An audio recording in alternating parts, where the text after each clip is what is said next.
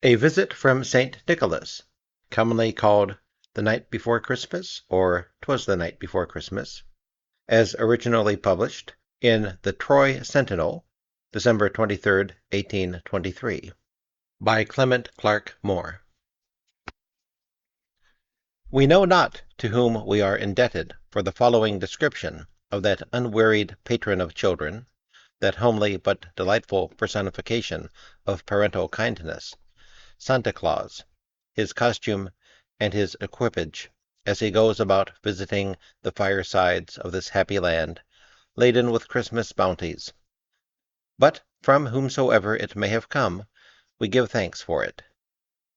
There is, to our apprehension, a spirit of cordial goodness in it, a playful of fancy, and a benevolent alacrity to enter into the feelings and promote the simple pleasures of children, which are altogether charming.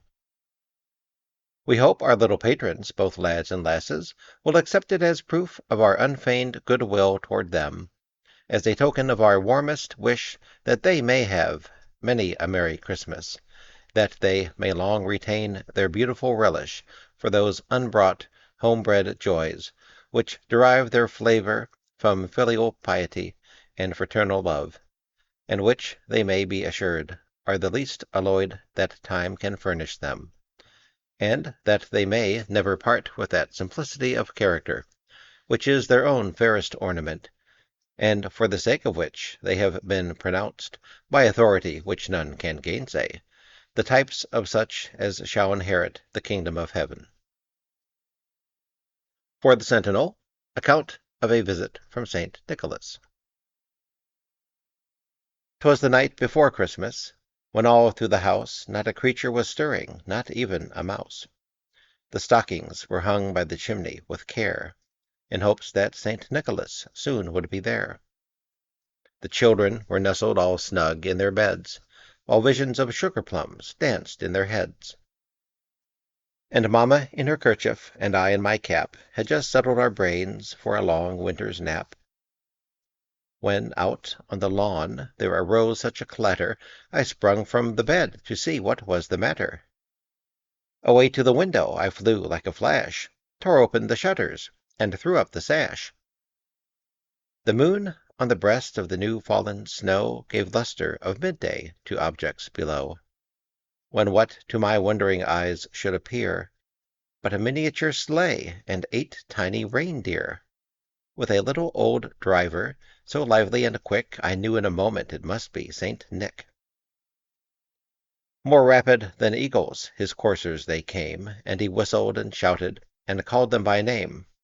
Now, Dasher, now, Dancer, now, Prancer, and Vixen, on, Comet, on, Cupid, on, Dunder and Blitzen, to the top of the porch, to the top of the wall. Now dash away, dash away, dash away all. As dry leaves before the wild hurricane fly, when they meet with an obstacle, mount to the sky, so up to the housetop the coursers they flew, with the sleigh full of toys, and St. Nicholas too. And then in a twinkling I heard on the roof the prancing and pawing of each little hoof.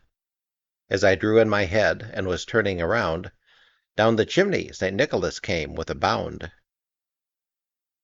He was dressed all in fur from his head to his foot, and his clothes were all tarnished with ashes and soot. A bundle of toys was flung on his back, and he looked like a peddler just opening his pack. His eyes, how they twinkled, his dimples how merry, his cheeks were like roses, his nose like a cherry. His droll little mouth was drawn up like a bow, and the beard of his chin was as white as the snow. The stump of a pipe he held tight in his teeth, and the smoke, it encircled his head like a wreath. He had a broad face, and a little round belly that shook when he laughed, like a bowl full of jelly. He was chubby and plump, a right jolly old elf, and I laughed when I saw him, in spite of myself. A wink of his eye and a twist of his head soon gave me to know I had nothing to dread. He spoke not a word, but went straight to his work, and filled all the stockings, then turned with a jerk, and laying his finger aside of his nose, and giving a nod, up the chimney he rose. He sprung to his sleigh, to his team gave a whistle, and away they all flew like the down of a thistle. But I heard him exclaim, ere he drove out of sight, "Happy Christmas to all, and to all a good night." Merry Christmas to you, and thank you for listening.